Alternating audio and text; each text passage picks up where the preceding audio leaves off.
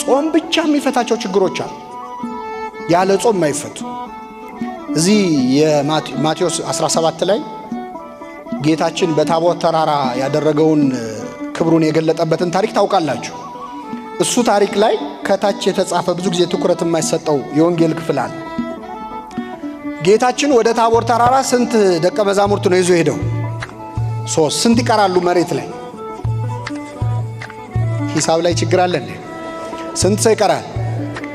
9ኙ በጣም ጭንቅ ላይ ነበሩ። በነገራችን ጋኔል ያለበት ልጅ ያለው ሰው ልጁን አምጥቶ ማነው ደቀ መዛሙርቱን ፈውሱልኝ አላቸው። ስንት ሆነው?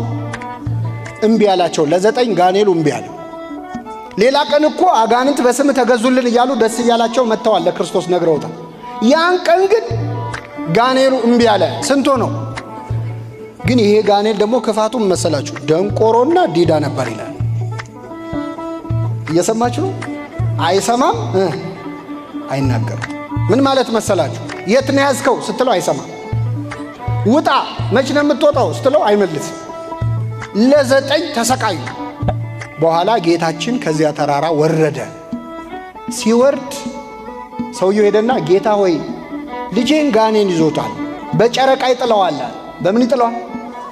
ማታ ማታ ይነሳበት። አንዴ ወደ እሳት አንዴ ወደ ውሃ ይጥለዋል።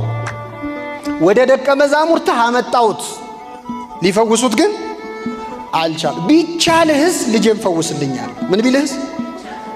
አይገርም? ክርስቶስ ቢቻልህስ ይባላል። ተማሪዎቹ ካቃታቸው ያው መምህሩም እንደነሱ ነው ብሎ እኮ እግዚአብሔርን ያስናቅነው እኛ ነን እኮ። እኛ ስላቃተን ያቅተዋል የሚሉ ሰዎች አሉ። ቢቻልህስ ልጄን ፈውስልኛል። ቢቻልህስ ትላለህ፣ ለሚያምን ሁሉ ይቻላል። ጌታ ሆይ አምናለሁ አለማመኔን እርዳው። አምናለሁ አለማመኔን እርዳው ማለት ምንድን ነው? አምናለሁ በጽንሰ ሐሳብ ደረጃ ግን እምነቴ ብቁ ስላልሆነ አለማመኔን እርዳው።